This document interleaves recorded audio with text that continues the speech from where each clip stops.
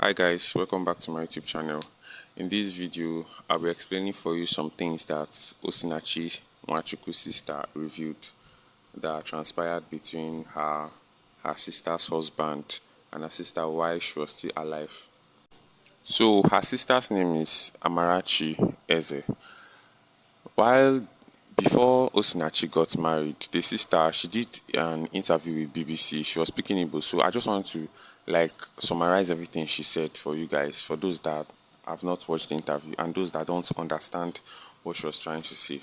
So in that interview, she explained how before they got married, they were twins because she first of all got married before Osinachi, and when she got married, Osinachi was her chief's bridesmaid, and she told her that the time she's going to get married to, she's going to be her own chief's bridesmaid. So the husband Peter now wanted to marry Osinachi, but Osinachi never agreed. The husband had to use Amarachi to meet Osinachi and to always disturb and beg and beg and beg and beg, but Osinachi never wanted to agree. And it feels like they felt a certain type of way concerning that man. And even how I was telling Osinachi, the sister, about this man, she's feeling a certain type of way, but at the end of the day, it's your choice to make. But Osinachi refused that she's going to marry him. But finally, they later agreed, and they did not even court for. I don't think they court for a long period of time or dated. The man just wanted to marry, and because there's money and everything, he just wanted to marry, and they married. So when they now married, that was when the main problem and issues now started. The man Peter now decided and said that he's going to cut off Osinachi from Amarachi, and it was a very, very, very big problem. He refused Osinachi from visiting Amarachi and Amarachi from visiting Osinachi, and even coming to their house. Sometimes she will call and Osinachi is not going to pick the call. She went through a lot because of the man. Amarachi will always try to talk to Osinachi or even visit her, but the man will always refuse. Even when they go for convention in their church, she still tried to reach out and say, "Oh, my sister, this," but the man will always give distance between the both of them in that convention. And she explained the fact that while she was still because there's no much money in their house and they are not almost well to do. Her husband is not well to do. I'm talking about Amarachi now. So, but and she used to go for convention, and she don't want to disturb her husband or certain her husband that she wants to go for convention and stuff because of money issues and the rest of them. And she really suffered because there was no food. They were by the first, I think the first convention, they were staying in the old convention site, and it was a lot because you know that this convention of a thing, there are a lot and lots of people who go there during convention. Thousands of people who go there to worship God and praise God. And you know how that thing can be. Before you even sit in the first 100 seats, before you even sit in the first 200, 300 or 500 seats, is what we call tug of war. It's a very, very big tug of war. And it was a very, very hard thing, and she had to try. In all these things that she is doing, she and Osinachi, they'll always talk, but when they reach there, the husband will not agree. Always tell her, no, don't go between the sister, blah, blah, blah. Even when Amarachi is going to call Osinachi husband and say, okay, he's coming, no, she's coming to the house, come and visit. The husband will say, no, don't come to our house. And she'll be like, what have she done, and what else has she done again? But I know that in the midst of all these things, Osinachi has been going through a lot, and said that Osinachi told her that the man has been dealing with her, making her go through a lot of pain, and she has been suffering. She has been suffering in that marriage, and she has been enduring and enduring. And every time they'll be crying, both of them will be crying and feeling pity for each other because it was as the man he just has that control and everything, that superpower that nobody self can interfere. Even the whole thing was so painful and unbearable. And it got to a time whereby Osinachi and Amachi sang in Dunamis. That their singing was luck, was through the grace of God before they will be able to sing. Because even if they go to church, the husband will give a very, very long distance between Osinachi and Amarachi. And it was a very, very hard thing that they went had to go through before Osinachi and Amarachi had to sing. And lastly, they sang. And that was how everything, and that was how their relationship was. Their contact was just seen in the convention. Seen in the convention and just looking from face to face. Not even going not even going to go and hug or touch anybody. So the other time, second time when Osinachi was supposed to sing, the the last time that Osinachi sang, the husband was so furious. It was as if like he saw his back. He used his eye to see his back because it was a whole lot.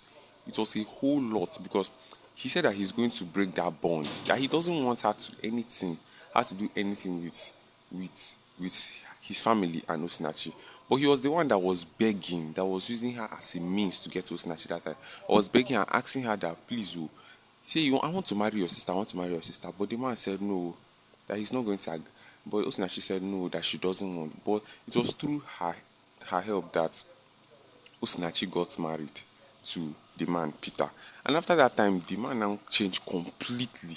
It was so bad and it was so unexpected.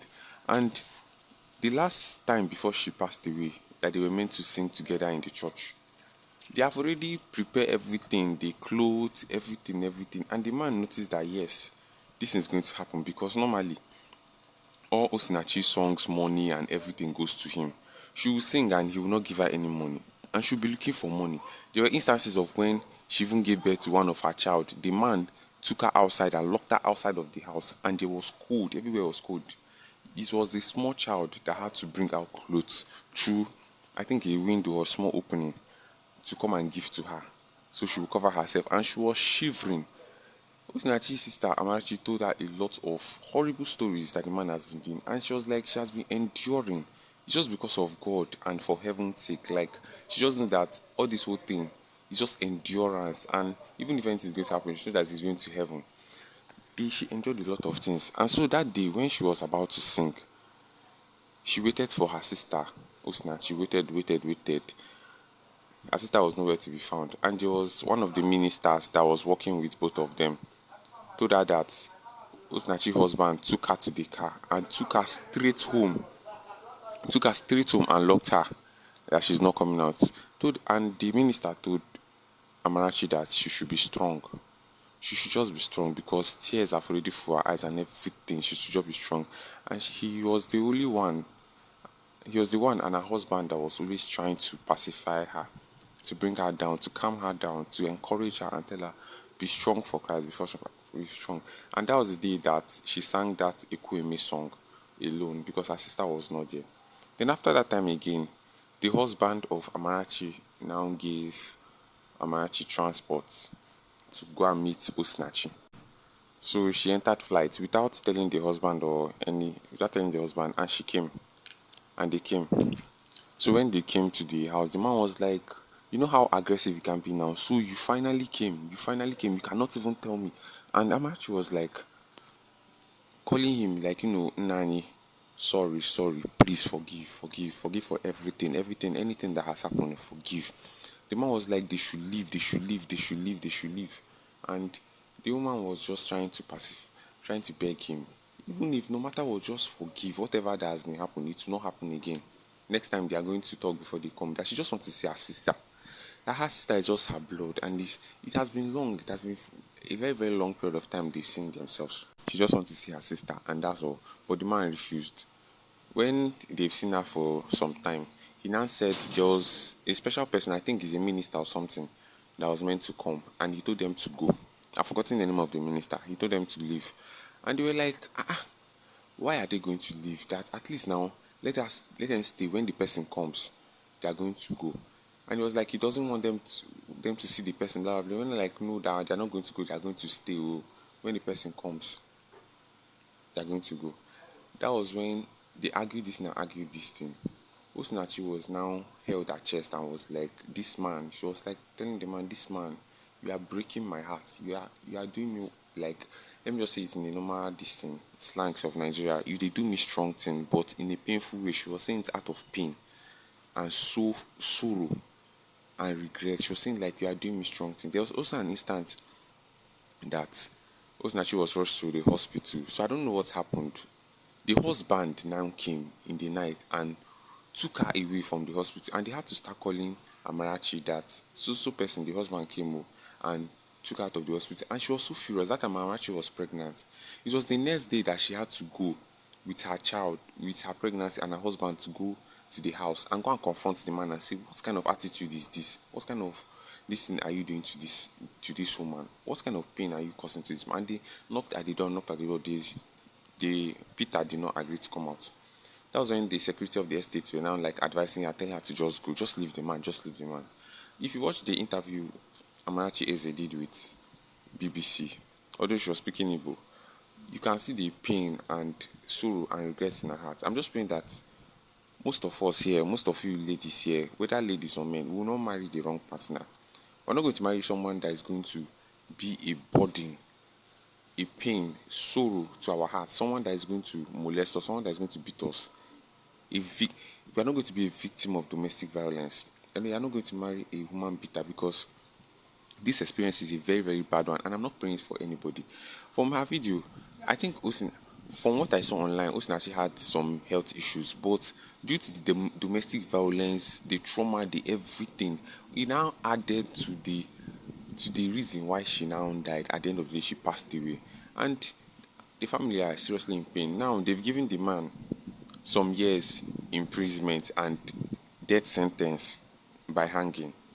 And if you check online, some people are like, oh, this punishment is too much. What about the children? Are they now going to become motherless and become fatherless at the same time? I don't know why some people are like trying to give pity the man to some extent. They were like, okay, he's going to change, blah blah blah. So I want to ask you now, you guys watching this video, do you believe that this kind of person can change? Do you believe that a human beater or a bad husband, that is a domestic violent bad husband, can change? What do you think about it? Do you believe that person can change? Some were like pleading for him, like let them give him just some number of years in prison, so he can just stay there and learn his lessons. But people were like, no, that he has done a lot of terrible things. And for me, if you ask me, from the Osinachi family, I don't think they are going to even pity himself. They're not going to pity him. A lot of people testified against him in court. Even his children self even testified against him. This case is a very, very big case. Like, the domestic violence is very, very too much and painful. A lot of us are going through domestic violence in our lives. Most people are just looking at, okay, what will the society say? People will talk. If I stay, people will talk. If I go, people will talk. No wonder most of them will stay in their marriage and they are going to die. Later, people will still talk. Just pick a struggle. If you are going to leave the marriage for good. If you are going to stay, then it's you that know. It's you that just know. So guys, at this point, if you have watched to this point, thank you so much for watching. Please, I want you to kindly subscribe to this channel, and I'll see you in my next video. Bye.